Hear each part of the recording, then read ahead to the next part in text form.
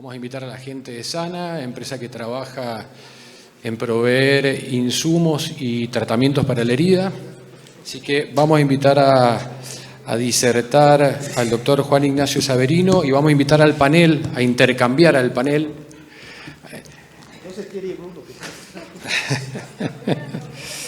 A la licenciada Claudia Bassone, a la doctora Daniela Di Cesare, doctora Sandra Mota, doctor Martín Rodríguez y doctora Virginia Cafruni. Distintas especialidades abocadas a la herida, clínica médica, especialista en herida, traumatólogos especialistas también en pie diabéticos y heridas y diabetólogos. Gracias. Por favor, en báscula nosotros estamos acostumbrados a que todos participen. Hoy es una situación diferente, están todos muy dispersos, muy abiertos. Así que lo que quieran preguntar, levanten la mano. La idea es que se arme debate. Vamos bien con el tiempo, así que no hay ningún problema con que participen. Arrancamos. Bueno, buenas tardes a todos. Mi nombre es Juan Ignacio Saverino, yo soy director médico de Sana y hoy vamos a hablar de dos situaciones que todos enfrentamos en la práctica diaria: el cuidado de incisiones quirúrgicas y el manejo de defectos tisulares complejos. Vamos a analizar 3 recursos tecnológicos que nos van a permitir llevar el abordaje de este tipo de situaciones al siguiente nivel. La infección del sitio quirúrgico sigue siendo una de las complicaciones más frecuentes en cirugía. Además de aumentar la morbilidad del paciente, se asocia a reintervenciones, mayor duración de la estadía hospitalaria, aumento en los costos de salud. Algo que vemos en forma consistente con respecto a la infección de sitio quirúrgico es que se vincula con condiciones locales y sistémicas que son condiciones propias del paciente. Por eso decimos que en el acto quirúrgico es donde empieza a definirse la evolución de una sutura. En ese escenario, la terapia de presión negativa nos permite modular el entorno o el ambiente de la incisión. Si miramos la evidencia más reciente, hay un metaanálisis publicado en el eClinical Medicine que incluyó más de 13.000 pacientes en ensayos clínicos randomizados y lo que muestra es bastante consistente. La terapia de presión negativa incisional reduce aproximadamente un 33% la infección de sitio quirúrgico.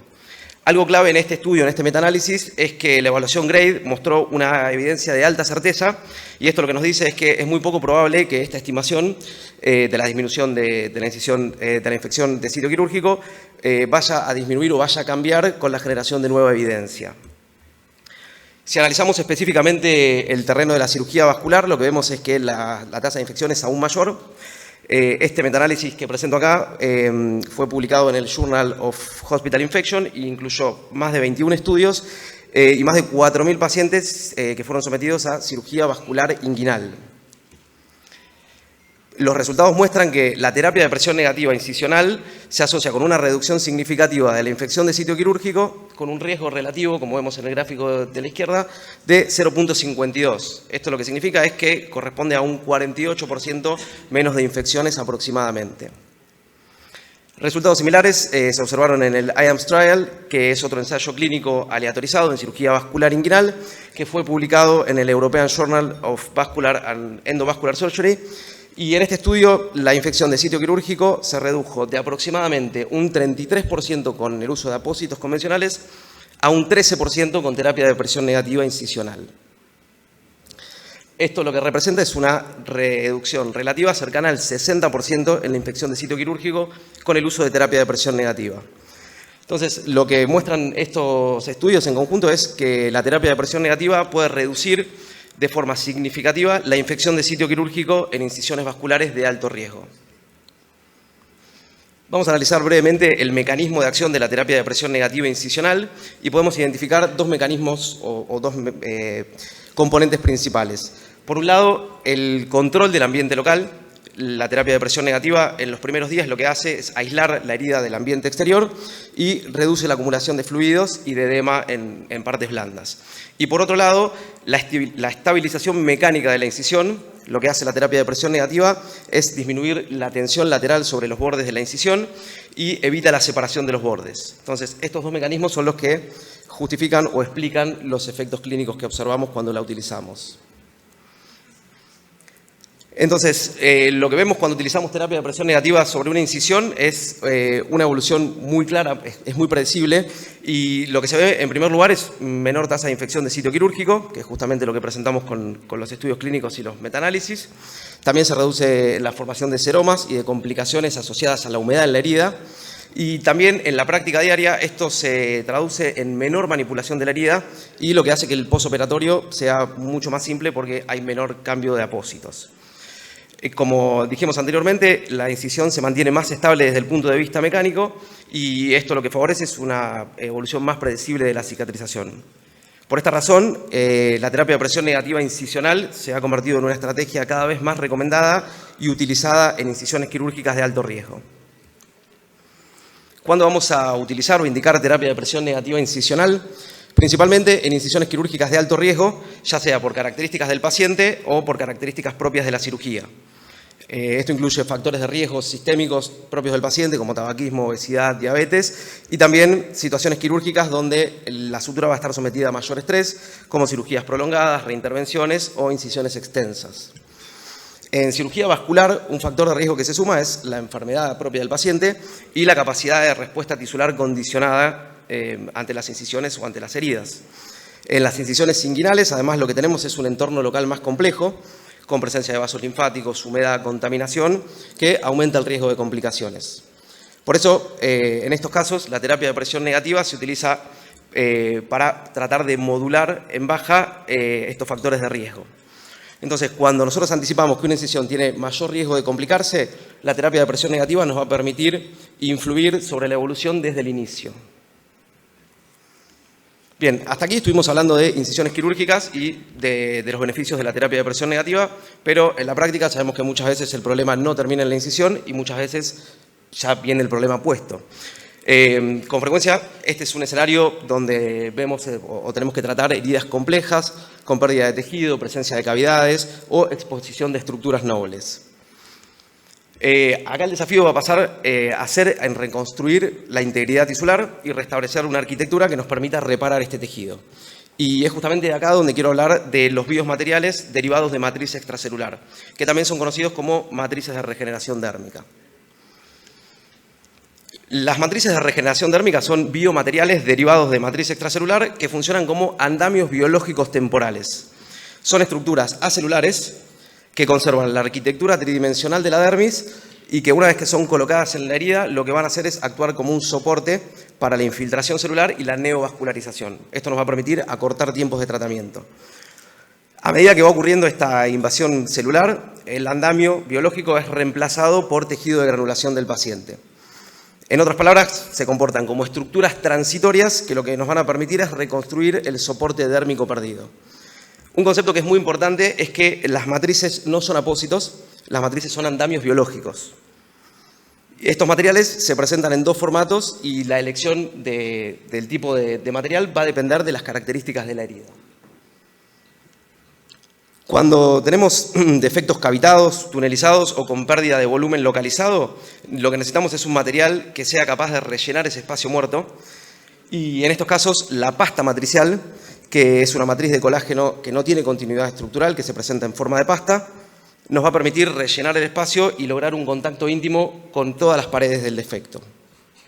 En cambio, cuando el problema principal es una pérdida dérmica amplia, en una superficie relativamente regular, lo que buscamos es restituir esa estructura. En ese caso, podemos optar por una lámina de colágeno que mantiene la estructura del colágeno íntegra, es una arquitectura continua, que va a funcionar como un andamio biológico y lo que nos va a permitir es reemplazar la dermis perdida y organizar la reparación tisular. En términos prácticos, si tenemos una cavidad irregular, la pasta suele ser la mejor opción para rellenar esa cavidad y si tenemos una superficie con pérdida dérmica amplia, pero con superficie regular, la matriz en lámina suele ser la más adecuada. ¿En qué situaciones clínicas vamos a considerar el uso de estas matrices dérmicas? Principalmente cuando exista una pérdida del soporte dérmico y necesitemos reconstruir ese plano estructural de tejido. Esto es frecuente en úlceras profundas, como en úlceras de pie diabético, úlceras venosas o arteriales con pérdida de sustancia y en defectos complejos en el tercio inferior de la pierna, donde la cobertura tisular es más limitada. Otro escenario típico para el uso de estos biomateriales es la exposición de estructuras profundas o en presencia de tendones, hueso o material protésico expuesto. En estos casos, la matriz puede actuar como una cobertura que nos va a permitir cubrir estas estructuras. También se utilizan en debridamientos amplios, o sea, tras un debridamiento amplio donde tenemos un defecto de cobertura y necesitamos reconstruir el lecho. Otro uso es para la preparación de un lecho para un cierre por segunda intención o para un injerto cutáneo. Entonces, como dijimos previamente, las matrices no funcionan como apósitos, sino que son andamios biológicos transitorios que van a participar y van a guiar la reorganización del tejido del huésped. Ahora vamos a compartir 4 casos clínicos, 2 de uso de pasta matricial y 2 de uso de matriz en lámina. El primer caso clínico es de una paciente de sexo femenino de 82 años de edad, con antecedentes de Alzheimer e hipertensión arterial, que desarrolló una lesión por presión asociada a la dependencia en trocánter izquierdo. Inicialmente, la herida fue tratada con terapia de presión negativa durante 15 días y después del tratamiento con terapia de presión negativa teníamos un defecto que era menor a 2 centímetros de largo. El tema es que tenía una cavidad. Y en este tipo de lesiones lo que nos sucede generalmente es que los apósitos no llegan a contactar con el fondo de la lesión y lo que sucede es que quedan espacios muertos, espacios residuales, y esto lo que va a generar a la larga es un retraso en la cicatrización, con formación de trayectos persistentes, heridas cavitadas. Entonces, en estos casos lo que la pasta matricial nos permite es abordar directamente la cavidad porque se adapta al defecto y mantiene el contacto con toda la superficie. Entonces, lo que solemos observar cuando utilizamos la pasta es que el tejido de granulación comienza a crecer desde el fondo hacia la superficie y la cavidad va desapareciendo progresivamente, como vemos al día 6, al día 13 de evolución, y el día 27 la herida ya está completamente epitelizada. Para mí la principal ventaja de la pasta en este tipo de lesiones es la adaptabilidad, porque nos permite tratar los defectos tal como son y no como nos gustaría que fueran. El segundo caso es de un paciente de 80 años de edad que presenta una fractura distal en pierna derecha, donde se realizó una osteosíntesis del malleolo externo y en el posoperatorio evoluciona con una herida compleja asociada a la exposición del material de osteosíntesis. Y este es realmente uno de los escenarios más temidos porque representa un gran desafío en la práctica clínica, porque cuando tenemos un material expuesto, la cobertura suele ser muy difícil, aumenta el riesgo de complicaciones infecciosas, muchas veces no alcanza con el manejo local y hay que requerir a un cierre quirúrgico. Y en este caso vamos a ver un caso de éxito con el uso de pasta. El abordaje inicial de esta lesión consistió en una escarectomía y la preparación del lecho de la herida, seguido de la aplicación de pasta matricial que rellenó toda la cavidad y cubría el material de osteosíntesis. Luego de la colocación de la pasta se cubrió con vaselina y film durante 7 días y lo que vemos el día 7 es el primer control post-aplicación. Quedó sellado con el film y con la vaselina durante 7 días y ya al día 7 vemos la cobertura completa del material de osteosíntesis. El tratamiento continuó hasta el día 25 con curaciones diarias con gasa vaselinada y a partir del día 25 hasta el cierre de la herida con un ungüento de colagenasa hasta lograr la epitelización completa. En este caso, el uso de pasta matricial lo que permitió es el manejo ambulatorio y, como decíamos antes, con una sola aplicación se logró la cobertura total del material expuesto. Este tratamiento fue realizado por el doctor Ezequiel Moure, él trabaja en el Instituto Cardiovascular de Rawson y quiero reconocer especialmente por la calidad del manejo y por permitirnos compartir esta experiencia que refleja muy bien el impacto de una estrategia bien aplicada. El siguiente caso es de un paciente de 13 años que presentó una fascitis necrotizante en cara interna de muslo, donde el abordaje inicial consistió en un debridamiento quirúrgico, tratamiento antibiótico sistémico de amplio espectro, que después se ajustó según la evolución clínica y microbiológica, y el tratamiento inicial fue de terapia de presión negativa durante 5 semanas, con una curación semanal, hasta que logramos tener la herida contenida, obviamente la pierna desedematizada y el músculo cubierto por tejido de granulación. En este caso lo que se hizo fue colocar una matriz en lámina que se suturó en los bordes de la herida y se asistió con terapia de presión negativa. Lo que vemos a los 7 días de evolución es la integración progresiva del biomaterial. Ya no se nota la herida, o sea, la profundidad de la herida mejoró, también mejora el aspecto de la herida y lo que nos permitió este tratamiento fue preparar el lecho para el día 45 hacer un cierre mediante un injerto de piel. Un minuto, doctor. Perfecto. El último caso, y rápidamente, es una paciente de 78 años con antecedentes de diabetes tipo 1, insuficiencia venosa y desnutrición, donde al inicio del tratamiento lo que vemos es una necrosis de un injerto de piel, exposición tendinosa en dorso y signos de hipoperfusión distal con cianosis digital. En este caso lo que se hizo fue una revascularización a cargo del doctor Busanti, una revascularización exitosa. Después de la revascularización hicieron una amputación y luego de la amputación se trabajó el muñón con terapia de presión negativa durante 4 semanas. En la semana 4 se colocó una matriz dérmica en lámina que se asistió con presión negativa hasta la semana 8, donde ya teniendo un muñón con buena forma y bien modelado, se descomplejizó el abordaje y se pasó a un tratamiento con apósitos hasta aproximadamente llevó 35 semanas en total, donde se realizaban curas diarias con una combinación de alginato y hidrocoloide para lograr la epitelización completa.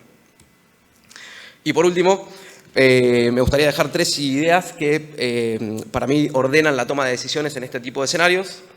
Muchas veces la mejor evolución es la que evita la complicación desde el inicio, y esto tiene que ver con anticipar el riesgo y actuar en forma preventiva desde el primer momento en el caso de las incisiones de alto riesgo. Cuando el problema ya está presente, una de las claves es interpretar el comportamiento del defecto y en lechos irregulares utilizar materiales que sean adaptables, mientras que cuando necesitamos reconstituir una superficie amplia y regular podemos optar por una matriz, y esto lo que nos ordena es la decisión terapéutica, porque la decisión pasa a ser según las necesidades de la herida y en este caso de nuestro paciente y no de un producto en particular. Y por último, en los defectos complejos, el objetivo no siempre es resolver todo en un solo paso, sino transformar progresivamente el defecto, disminuyendo su complejidad. Y voy a cerrar con un refrán que dice: primero lo necesario, luego lo posible, y cuando nos damos cuenta, logramos lo que parecía imposible. Muchísimas gracias por su atención.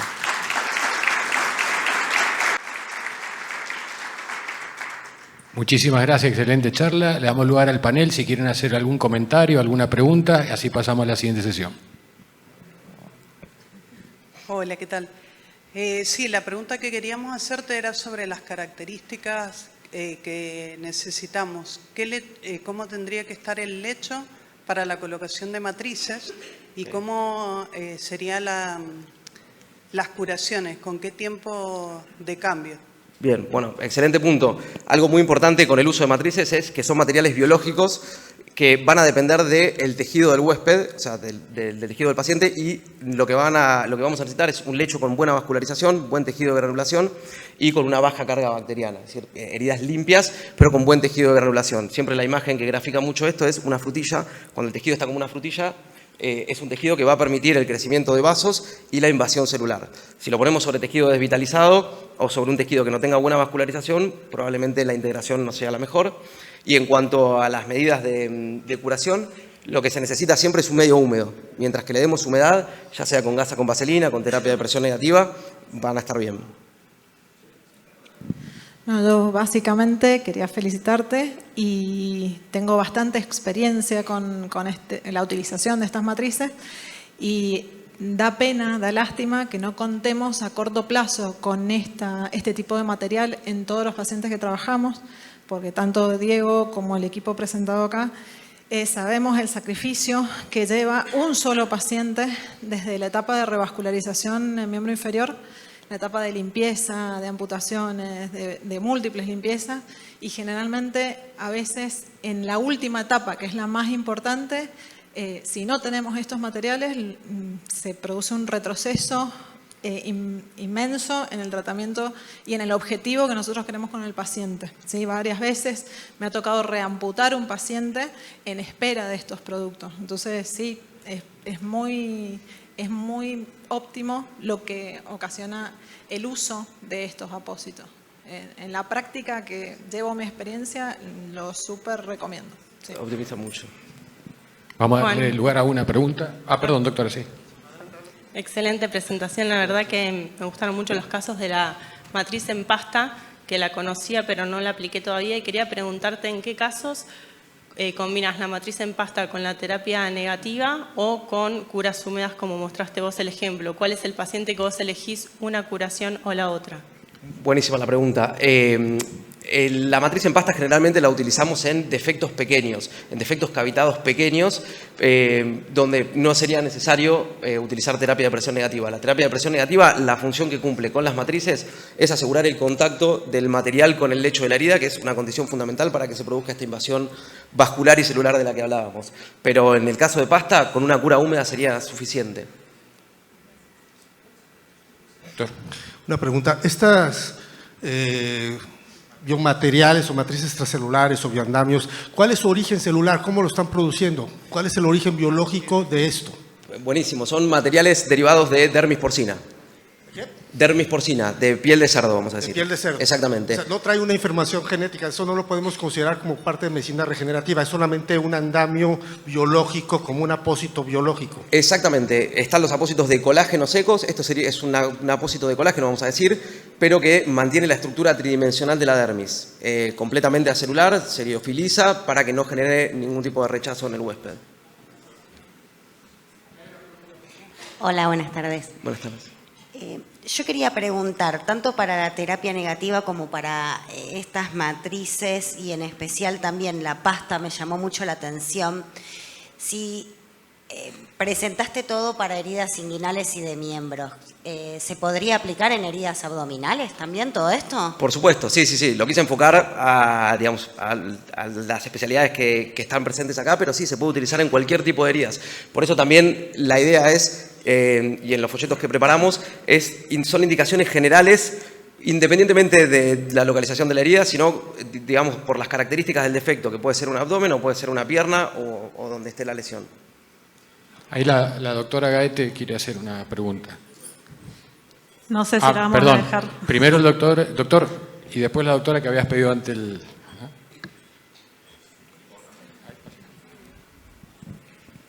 Una pregunta más. ¿Quién manipula la sustancia esta? ¿Es un tercero o el paciente o un familiar del paciente la puede llegar a manipular? ¿El paciente se tiene que trasladar o no? No, esto se puede hacer, en el caso de uso de matrices generalmente son defectos más complejos que se suelen hacer en un ambiente quirúrgico. Pero la pasta matricial lo que tiene de bueno es que se puede realizar la aplicación y el seguimiento por consultorio externo. No, lo manejaría personal de enfermería o personal médico. Ok. Última Hola. pregunta, doctora. Bueno. Perdón. ¿Quién habló? No, sé. acá. Hola, Diego. Hola, perdón. No, ¿Qué tal? Bueno, Juan, me encantó la charla.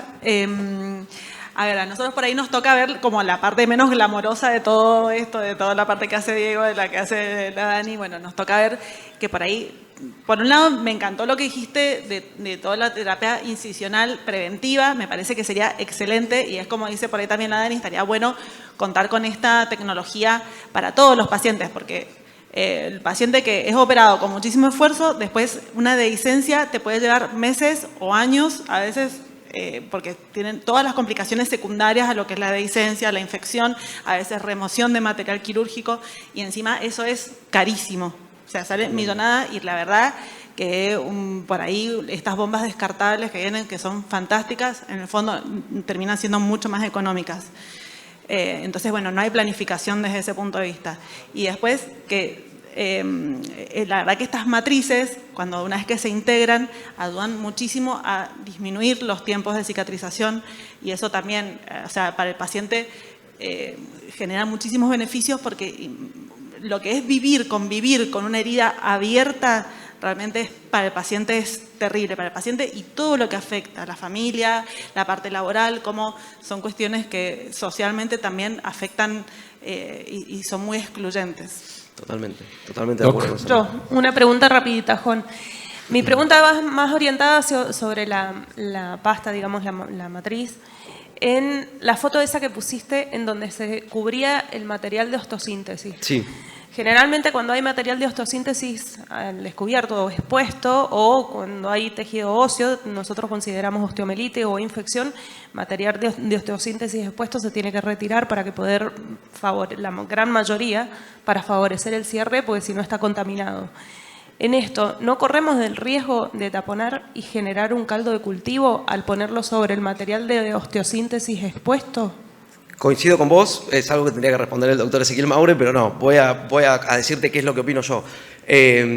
Sí, existe el riesgo, obviamente, de que con un material expuesto el material esté contaminado y que progrese a una infección ósea. Lo que vemos es, en la práctica, que una vez que, si la herida cierra y no hay ninguna fístula, es raro, o sea, y no hay signos inflamatorios, es raro que presente, digamos, a futuro una infección ósea, pero sí, obviamente que con un material expuesto, pero bueno, muchas veces lo que intentan los traumatólogos es, a través de la terapia de presión negativa, tratar de no reemplazar ese material. O sea que en ese caso, o sea, se puede intentar y después continuar con controles por las dudas de aparición de alguna fístula y ahí totalmente. extraer el material Desde el de punto de osteocitis. vista clínico, si hay una osteomielitis, probablemente la herida no cierre. Que solemos encontrarnos con ese tipo de heridas, que son heridas muy reticentes, que uno va descartando cosas hasta que llega una osteomielitis. Siempre es una herida que va a seguir supurando y que no va a cerrar. En este caso, como vieron, el cierre fue espectacular. De todas maneras, sí, sería una condición hacer una radiografía por lo menos para descartar una osteomielitis. Perdón, en razón al tiempo, vamos, muchísimas gracias, excelente mesa, los felicito, muy bueno. Muchas gracias. Muy buena participación, de eso se trata.